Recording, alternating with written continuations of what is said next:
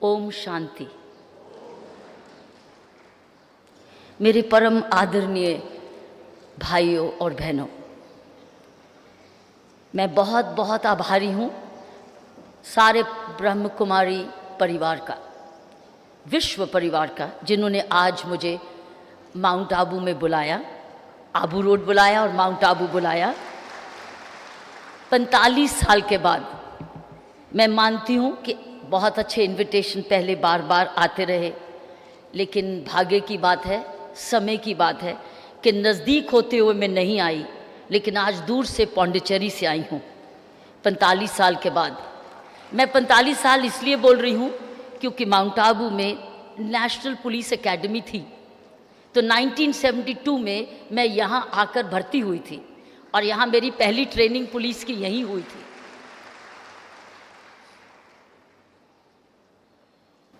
बहुत मन करता था वापस अपने police training national police academy वापस आने का। इनविटेशन एक बारी नहीं, बहुत बारी आया, अपनी बहनों से आया, भाइयों से आया, लेकिन समय की बात है, अपने आप से भी पूछना ज़रूरी है पहले क्यों नहीं आई। मैं एक और कारण भी आई हूँ यहाँ, मुख्य कारण आभार प्रकट करने आई हूँ। आभार तमाम भाइयों और बहनों का, ब्रह्म कुमारी भाइयों और बहनों का, जिन्होंने सारा जीवन मेरे साथ साथ निभाया है। कहाँ से शुरू हुआ? जब मैं स्कूल में थी, अमृतसर की शहर की लड़की हूँ, तब मैं बहनों को देखती थी सफ़ेद पोशाक में, पवित्रता की मूर्ति में सेवा करती थी समाज में। तब मैं एज स्कूल गर्ल आपको देखती थी और मुझे मालूम था कि ब्रह्म कुमारी बहनों का और भाइयों का कितना असर होता है जब वो किसी के साथ संपर्क करते हैं। मैंने देखा था, इसलिए मुझे पहली याद आती है 1993 में, जब मैं inspector general prison Tihar jail बनी थी। पहले 2 दिन में जब मैं 10,000 कैदियों को दिल्ली में देखती थी और मैं देखती थी कि कितने असंतुष्ट हैं। एज ए पुलिस ऑफिसर तो मैं देखती थी, लेकिन मुझे उनके हल नहीं पता थे कि मैं इनको सल्यूशन क्या दूं, इनको दवा क्या दूं। दवा तो मेरे पास नहीं है, लेकिन दवा तो मैं दे सकती हूँ कहीं से कहीं, कहाँ से दवाई लाऊं। तो मैं दूसरे ही दिन मैंने ध्यान में आया कि मैं वापस अपनी बहनों के पास क्यों नहीं जाऊं, क्यों नहीं ब्रह्म कुमारी को तो फिर से प्रार्थना करूं, सारी संस्था को, कि क्या अपनी ये जेल को संभाल सकते हो। तो मुझे याद है कि बिल्कुल तिहाड़ जेल के नज़दीक हमारी हरिनगर की शाखा है, वहाँ मेरी बहन शुक्ला, और वो भी अमृतसर की हैं, और मैंने उनसे संपर्क किया। उन्होंने एक दिन भी नहीं ज़ाया किया और वो अगले दिन अपनी फ़ौज के साथ जेल के अंदर आ गए। और मेरी बहन शुक्ला और इन्होंने रोज़ शाम को बिना रुकावट के वहाँ सत्संग किया। साथियों, कमाल का चमत्कार मैंने देखा। लड़ाई झगड़े कम होने लगे, द्वेष खत्म होने लगे, बदले की भावना खत्म होने लगी, तंबाकू और सिगरेट पीना कम होने लगा और एक नई विचारधारा जेल के अंदर आई। लेकिन मेरा साथ आपका सिर्फ जेल तक नहीं सीमित रहा। फिर मैं पुलिस ट्रेनिंग में जब गई, वही सिचुएशन मैंने पुलिस ट्रेनिंग में देखी। फिर से मैं अपनी बहनों के पास आई, फिर से ब्रह्म कुमारी संस्था के पास आई कि फिर से मेरी मदद करो। पुलिस ऑफिसर्स भी एक जेल में हैं, क्योंकि वह अपने जेल में हैं। वो तो कैदी शहर के जेल में थे, अपनी तो जेल में थे, इसीलिए अपराध किया था, लेकिन वो उनकी आज़ादी सीमित इसलिए की गई ताकि वो दोबारा अपराध ना करें और समाज सुरक्षित रहे। लेकिन हम पुलिस ऑफिसर्स और हम व्यक्ति अपने आप में भी एक जेल बनाते हैं अपनी विचारधारा से। तो मेरे पुलिस ऑफिसर्स भी तनाव में थे।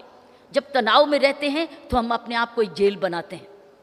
तो मैंने फिर से अपनी बहनों को रिक्वेस्ट की, प्रार्थना की, वापस आइए। पुलिस ऑफिसर्स को भी आपकी सख्त ज़रूरत है। तो मैं आभार प्रकट करने आई हूँ। आपने मेरा जेल में भी सहायता की, आपने पुलिस ट्रेनिंग में भी सहायता की। उसके बाद स्वयंसेवी संस्थाओं में जब मैं काम करने की अपनी अपनी मेहनत करनी शुरू करी।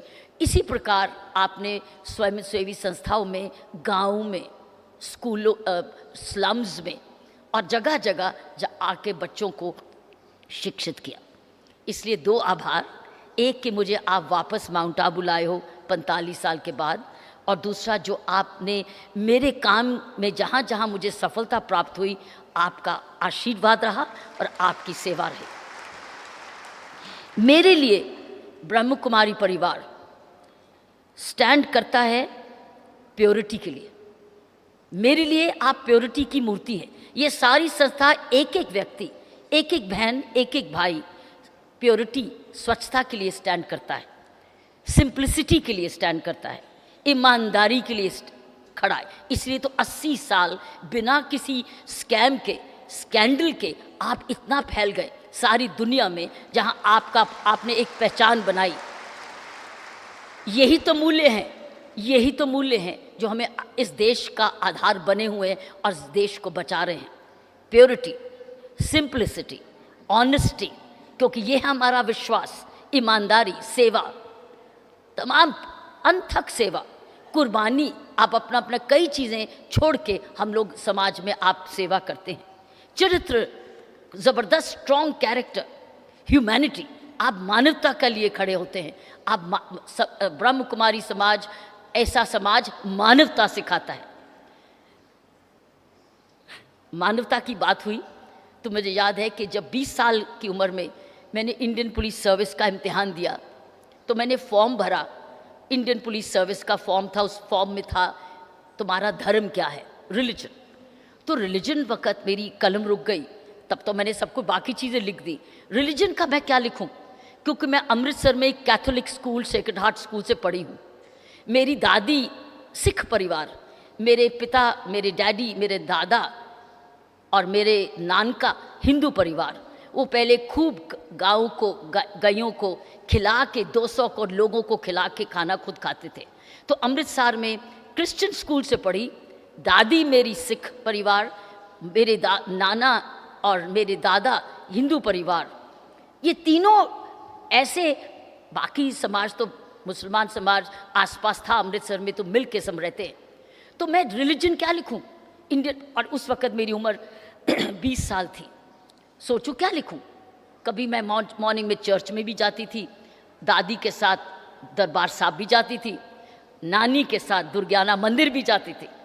और तो मैं क्या लिखूं, तो मैंने लिखा, अंग्रेजी में लिखा ह्यूमैनिटी, रिलीजन लिखा ह्यूमैनिटी। और मुझे याद है कि जब मेरी इंडियन पुलिस सर्विस में के लिए इंटरव्यू हुआ तो उन्होंने बहुत पूछा कि क्या मैंने बनावटी तो नहीं लिख दिया ह्यूमैनिटी नंबर लेने के लिए, क्या मैंने जान के इम्प्रेस करने के लिए तो नहीं लिखा ह्यूमैनिटी।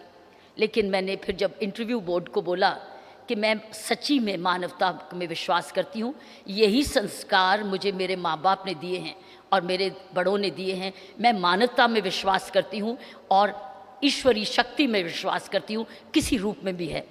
तो मुझे याद है, मेरा विश्वास है कि मेरा ये जवाब ही मुझे इंडियन पुलिस सर्विस में लाया, क्योंकि इसमें मुझे इंटरव्यू में बहुत नंबर मिले और शायद यही चीज़ मुझे मेरी ज़िंदगी भर के लिए मुझे उसने मिशन दिया।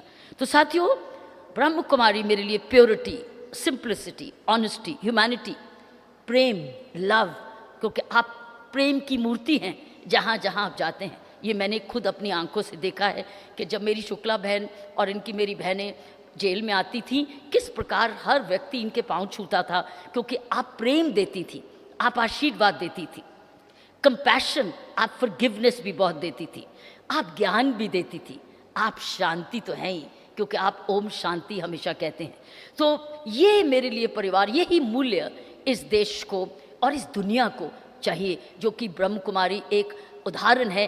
पिछले 80 ईयर्स से आप इसको गहराई तक आप इसको रूटेड करो, इस मॉरल वैल्यूज़ को इस देश में रूट्स में आ चुकी है, ये रूटेड है, क्योंकि आप हर एक परिवार इस मूल्यों के साथ जुड़ा हुआ है। मैं अपनी 3 छोटी बातें इस इंट्रोडक्शन के बाद रखना चाहती हूँ। एक तो एक सच्ची स्टोरी है। एक सच्ची स्टोरी ये है कि एक सेंटर में एक व्यक्ति गया, जर्नलिस्ट, और वो जर्नलिस्ट जब गया तो उस सेंटर में जो लोग थोड़ी मानसिक कमी के वजह से वो थे, उसको मेंटल होम भी कह सकते हैं, असाइलम भी कह सकते हैं, ऐसा गृह था जहाँ लोग मानसिक तरीके से कहीं ना कहीं कुछ ना कुछ इलाज करने आए थे। तो एक व्यक्ति फिलॉसफी की बुक पढ़ रहा था, तो वो जर्नलिस्ट उस व्यक्ति के पास गया। उसने कहा कि मुझे लगता है कि तुम इधर इलाज के लिए नहीं आए हो, तुम कुछ और हो, बताओगे तुम यहाँ क्यों आए हो? तुम किताब पढ़ रहे हो, लगता नहीं है कि तुम्हें कोई प्रॉब्लम है, लेकिन तुम क्यों आए हो? तो उसने कहा, और ये सच्ची स्टोरी है, मैं उस व्यक्ति का नाम आपको अभी बताती हूँ वो कौन था। तो फिलॉसफी की बुक पढ़ रहा था, तो उसने कहा मैं इसलिए यहाँ आया हूँ क्योंकि मेरे पिताजी मुझे कह रहे थे उनके जैसे डॉक्टर बनो, मेरी माँ कह रही थी पिताजी जैसे बनो, और मेरे अंकल कह रहे थे मेरे जैसा धनी बिजनेसमैन बनो, और मेरी बहन कह रही थी मेरे पति जैसे, मेरे जीजू जैसे बनो। सभी जने मुझे कह रहे थे तुम ऐसे बनो या वैसे बनो। मैं परेशान हो गया सुन सुन के। कोई मेरे से ये नहीं पूछ रहा था मैं क्या बनना चाहता हूँ। तो मैं पहले इसलिए मैं यहाँ आया क्योंकि पहले मैं एक अच्छा इंसान बनना चाहता था। मैं इसलिए उनको छोड़ के आया क्योंकि पहले मैं मानवता सीखने आया, मैं एक इंसान बनना चाहता। उस आदमी का नाम था खलील जिब्रान। उसने कहा, और वो फिलॉसफी की बुक पढ़ रहा था, उसने मानवता का पाठ सीखने आया, मैं मानवता को समझने आया हूँ, मैं एक अच्छा इंसान बनना चाहता हूँ। पहले मैं समझती हूँ इस देश को एक सख्त ज़रूरत है इस मैसेज की। मैंने देखा है 12वीं 9वीं 10th स्टैंडर्ड से ऑनवर्ड्स इतना प्रेशर हमारे नौजवान लड़की और लड़के पर आ जाता है कि तुमने ये प्रोफेशन लेना है, चाहे हुक या क्रुक जी, चाहे 24 घंटे तुम कुछ नहीं और सीखो, परेशान भी आप, कोई मूल्यों की बात नहीं है। तुम पहले मुझे एक प्रोफेशनल बन के दिखाओ ताकि जल्दी गाड़ी मिले, तुम्हारे पास घर हो, तुम्हारी तनख्वाह अच्छी हो, तुम्हारा नाम हो, हम कह सके ये मेरा बेटा है, फलाना इस इंजीनियर है, ये ऑल इंडिया सर्विस का ऑफिसर है, या फलाना। हम इंसानियत, उसको इंसानियत जब बनाएंगे, इंसानियत सिखाएंगे, वो अच्छा इंजीनियर भी बनेगा, अच्छा डॉक्टर भी बनेगा, अच्छा पुलिस ऑफिसर भी बनेगा, अच्छा पॉलिटिशियन भी बनेगा, अठावले साहब जैसा एक कुर्बानी व्यक्ति भी बनेगा। क्यों नहीं बनेगा? वो कोई भी रास्ता अपना, लेकिन इंसानियत नहीं भूलेगा, इंसानियत के आधार पे उसका काम रहेगा। मेरा यही मैसेज, जो कि इंसानियत आज इस देश को, हर व्यक्ति, हर बच्चे को, इसीलिए हमारे प्रधानमंत्री जी ने योग अभ्यास और योग एजुकेशन लाए, क्योंकि वो जब हम स्कूल में शुरू करेंगे मेडिटेशन से, स्कूल में शुरू करेंगे योग अभ्यास से, शांति से, मैसेजेस से, तो हमें वो मूल्य पहले हमारा आधार बनेंगे, फिर हम लोग अपनी प्रोफेशन की तरफ जाएंगे। ये एक देश परिवर्तन की तरफ जा रहा है। हाल ही में साथियों आपको खुशी होगी कि मेरी पौंडीचेरी गवर्नमेंट ने योग अभ्यास को स्कूल की एजुकेशन के साथ जोड़ने के लिए अनिवार्य एक डिसीजन ले ली है, और हमारी अब स्कूल की एजुकेशन में योग अभ्यास अब एक इंटेग्रल पार्ट ऑफ एजुकेशन है। मैं जब आने से पहले इस ऑर्डर को साइन करके आई, तो ये एक बहुत लंबी शुरुआत है। और जब आप कह रहे थे कि वर्ल्ड शांति पीस का बनेगा, उसका आधार योग ही होगा। योगा से एक आगे की शाखाएं खुलेंगी। जितना हम योगा को अपना हिस्सा बनाते जाएंगे, उसमें शांति और अपनी स्थिरता लाते रहेंगे, आपका, हमारा सबका सपना ज़रूर पूरा होगा। और इसकी शुरुआत हो चुकी है। कुछ साल जो योग एक रूट है उसके लिए, जो कि June 21 June is an international day of yoga. जितना ये फैलता जाएगा उतना भला इस देश का, दुनिया का ज़रूर होता जाएगा। उसमें उसका हिस्सा, उसके हम सब एम्बेसडर्स हैं। हम ब्रह्म कुमारी हैं, लेकिन हम योगा के और साथ साथ उसके असली एम्बेसडर्स हैं, क्योंकि हमको जहाँ इंडियन जाता है वो योग के लिए स्टैंड आउट करता है, क्योंकि इंडियन को पता, दुनिया को, वेस्टर्नर को पता है इसको तो योगा आता ही है, क्योंकि ये योग से ही पैदा हुआ है, ये योग से ही उगा है, इसमें सारे संस्कार ही योगा के। इसलिए हमको किसी को कहना नहीं पड़ता कि मुझे योग आता है, सिर्फ हमको उसको योगा अभ्यास और योग को समझना ज़रूरी है। मेरा दूसरा रिक्वेस्ट ये है कि हम सब समाज सेवा में लगे हैं, लेकिन समाज सेवा के साथ जो पॉलिसी मेकिंग है, हमारी पॉलिसी डिसीजंस हैं, वो है गवर्नमेंट ऑफिसर के हाथ में। हम रिक्वेस्ट करते हैं, लेकिन जो पावर है, फिनेंशियल पावर है, पॉलिसी मेकिंग पावर है, रूल मेकिंग पावर है, लॉ मेकिंग पावर है साथियों, वो समाज सेवा में नहीं है। समाज सेवा ओपिनियन देता है, समाज सेवा एक प्रेशर बनाता है, लेकिन जो डिसीजन मेकर है वो है गवर्नमेंट ऑफिसर, सरकारी मुलाजिम। दो जने सरकार को के निर्णय लेते हैं, एक तो मंत्री लोग, पॉलिटिशियन, जब वो इलेक्ट होके जाते हैं तो वो उनके पास बजट होता है, कानूनी अधिकार होता है, वो चर्चा करके पब्लिक की राय लेके कानून बनाते हैं। एक तो वह असली अधिकारी पब्लिक सर्विस के पॉलिसी मेकिंग के होते हैं। हम सबके बस का नहीं है पॉलिटिक्स में जाना, हम सबके बस का नहीं है किसी पार्टी के हिस्सेदार बनना, हम सबके बस का नहीं है इलेक्शन लड़ना। सबकी अपनी अपनी रुचि होती है, सबकी अपनी अपनी ओरिएंटेशन होती है। लेकिन अगर इस देश को बदलना है, अगर इस देश को बदलना है, अब मैं इसको दोबारा इसलिए कह रही हूं, अगर आज प्रधानमंत्री जी को हमने सफल बनाना है, आज अगर इस देश को हमने एक नई न्यू इंडिया की तरफ ले जाना है, जो हमारे प्रधानमंत्री जी बार बार कहते हैं न्यू इंडिया, न्यू इंडिया हमसे तो बनेगा, समाज सेवकों से तो बनेगा, लेकिन असली बनेगा गवर्नमेंट सर्वेंट से, प्रशासन से, जो कि गवर्नमेंट का अधिकारी है, जो सरकार का मुलाजिम है। पब्लिक सर्वेंट, चाहे वो सिपाही है, चाहे वो डीजीपी है, चाहे वो तहसीलदार है, चाहे वो चीफ सेक्रेटरी है, चाहे वो इनकम टैक्स का छोटा ऑफिसर है या वो सीनियर मोस्ट ऑफिसर है, वो सभी को अपना हिस्सा बांट देना होगा। तो मुझे आपको क्या कहना है? मुझे ये कहना है कि आप यूनिवर्सिटी हैं, जब तक हम अपने बच्चों को सरकारी प्रशासन के लिए तैयार नहीं करेंगे, और ब्रह्म कुमारी के बच्चे, लड़के हों या लड़की, इंजीनियर बने, डॉक्टर बने, टीचर बने, बिजनेसमैन बने, लेकिन साथ साथ पब्लिक एडमिनिस्ट्रेशन में जाएं, वो इंडियन पुलिस अपनी पब्लिक सर्विसेज में इम्तिहान लें। जब ऐसी विचारधारा के लोग ओहदे पे बैठेंगे, कलेक्टर बनेंगे, एसपी बनेंगे, इनकम टैक्स ऑफिसर बनेंगे, कस्टम्स ऑफिसर बनेंगे, टीचर बनेंगे, प्रोफेसर्स बनेंगे, प्रिंसिपल्स बनेंगे, कोई भी आप प्रोफेशन ले लीजिए, सरकारी मुलाजिम बनेंगे, क्योंकि वो पॉलिटिक्स हर एक के बस का नहीं है। इसलिए मैं ये नहीं कह रही चलो अपने बच्चों को राजनीति में भेजें, क्योंकि राजनीति सबका बस नहीं है।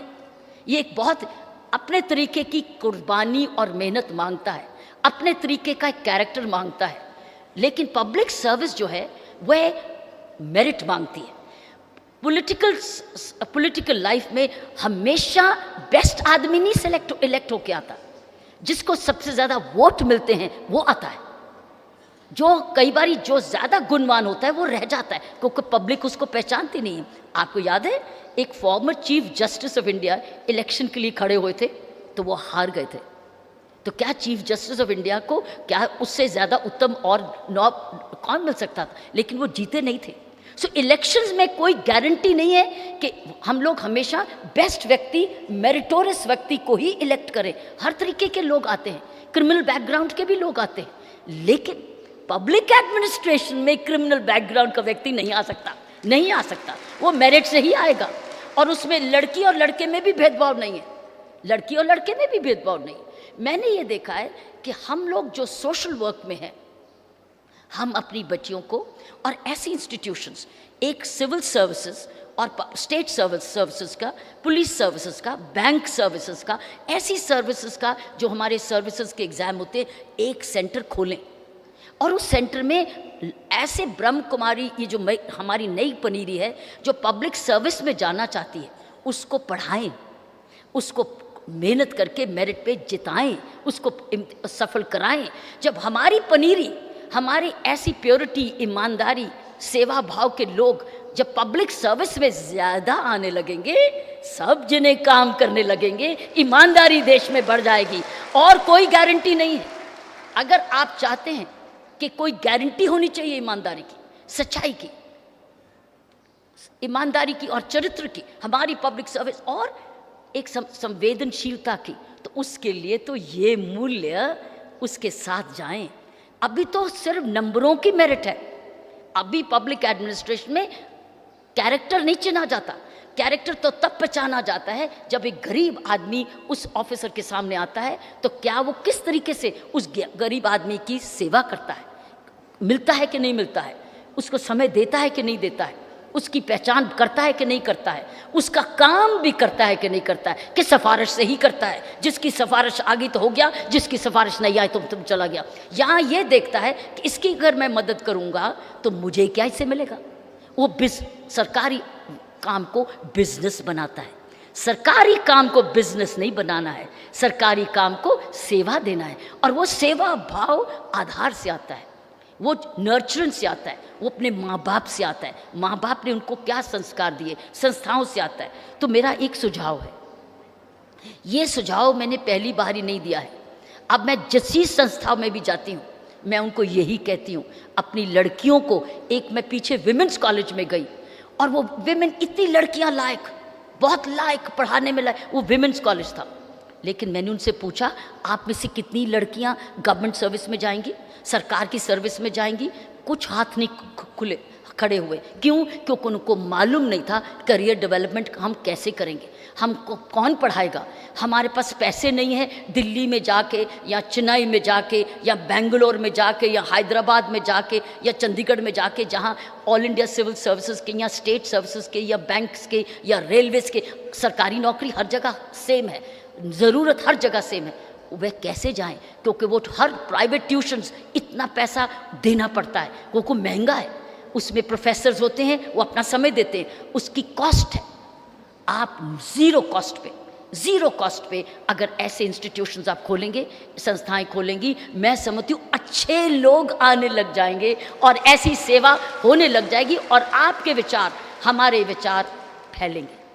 तो ये मेरा दूसरा सुझाव था कि हम अपने बच्चों को, माँ बाप तो हम हैं अच्छे, क्योंकि अच्छी इंसानियत की तरफ जा रहे हैं, हम अपने परिवार को तो अच्छे इंसानियत का एक रोल मॉडल तो देंगे, तो बच्चों को हम मेरिट से, काबिलियत से सरकार की सेवा में लाएं, तो ही देश बदलेगा। न्यू इंडिया सिर्फ पॉलिटिशियन से नहीं आएगा, इम्प्लीमेंटर से आएगा, और इम्प्लीमेंटर जो होता है वो अफसर होता है जो सेक्रेटेरिएट में बैठता है, चाहे वो किसी भी जॉब का हो। तीसरी चीज़ और लास्ट सजेशन ये है, हमारे प्रधानमंत्री जी ने मेडिकल केयर के लिए बोला, चाइल्ड हेल्थ के बारे में बोला, न्यूट्रिशन के लिए लाइंस के लिए बोला, और मेरे परमादरणीय भाई ने बताया कि प्रधानमंत्री जी ने कुछ 5 पॉइंट्स बोले, उसमें हेल्थ के बहुत इश्यूज थे। लेकिन मेरे मन में एक इशू आया है जो कि मेरे पर्सनल लाइफ के एक्सपीरियंस से आया है और वो आता ही आ रहा है। वो ये है कि इस वक्त क्योंकि फैमिलीज छोटी होती जा रही हैं, जो बड़े लोग हैं, जो हमारे दादा दादी हैं, बुज़ुर्ग हैं, जो उम्र और उनके छोटी फैमिली की होने की वजह से बच्चे बाहर चले गए या घर में नहीं है या सारा दिन बाहर काम करते हैं, अगर वो बीमार होते हैं उनकी देखभाल के लिए परिवार में कोई नहीं है, और कई तो इतनी ज़्यादा बीमार हैं कि वो है टर्मिनली इल, जैसे कैंसर की प्रॉब्लम्स है, जहाँ कैंसर इश्यूज़ में वहाँ पैलिएटिव केयर चाहिए। पैलिएटिव केयर का मतलब है कि जब हमारे पास दवाई नहीं है तो प्यार मांगता है, केयर मांगता है, सुरक्षा मांगता है, बातचीत मांगता है, दुख बटाना मांगता है, उसको है पैलिएटिव केयर। कई दूसरे देशों में हॉस्पिटल्स खुल चुके हैं, उसमें पैलिएटिव केयर है। साथियों, मैं समझती हूँ हमसे बेटर कोई नहीं है, हमारी बहनों और भाइयों से बेटर पैलिएटिव केयर के लिए कोई भी नहीं है। वो ऑलरेडी उनकी जो पोशाक, उनकी जो प्रेजेंटेशन, उनकी जो पर्सनैलिटी है, वो पैलिएटिव केयर है। अगर हम अपने अपने आस पड़ोस में देखें कि कौन से बड़े लोग हैं, कौन से ऐसे हैं जिनको हमको पैलिएटिव केयर चाहिए, और हम जाके उनका हाथ पकड़ के अपने अपने नेबरहुड में, अपने अपने आस पड़ोस में ये सेवा अगर दे सकें जिसको पैलिएटिव केयर करते हैं, इसके लिए धन के बजट्स नहीं चाहिए, इसलिए सिर्फ भावना चाहिए, इसमें सिर्फ मानवता चाहिए। ये एक बहुत बड़ी कमी है इस देश में। मैं तीनों चीज़ें वही लाई हूँ जो मैं समझती हूँ वैक्यूम्स हैं, क्योंकि आपके पास, हम सब के पास बहुत सारे विद्वान स्पीकर्स आ चुके हैं। मुझे मालूम नहीं पहले उन्होंने क्या क्या अपने विचार प्रकट किए, लेकिन ये 3 विचार ऐसे समूह, ऐसे परिवार के लिए मैं आपके समक्ष रख रही हूँ कि palliative care which means even the Brahma Kumaris could take up senior जो एज बड़ी एज के हैं, जहाँ उनको हेल्प चाहिए, हम उनको होम विजिट में रखें, उनको आशीर्वाद दें, उनको उनका दुख बांटें, उनका दुख दूर करें। आपके जाने से ही उसका आधा दुख दूर हो जाएगा। आज बहुत घरों में, और इंडिया यंग नेशन भी है, इंडिया एक एजिंग नेशन भी है। जैसे हमारे पास युवा बढ़ गई है, ऐसे बड़े होते हुए हमारी एजिंग जेरियाटिक केयर की बड़ी सख्त ज़रूरत है। गवर्नमेंट के सिर्फ एक्सपेंडिचर से नहीं चलेगा, सिर्फ दवाई नहीं चाहिए, उनको दुआ भी चाहिए। आप जाइए, उनके पास बैठिए और उनको दुआ दीजिए।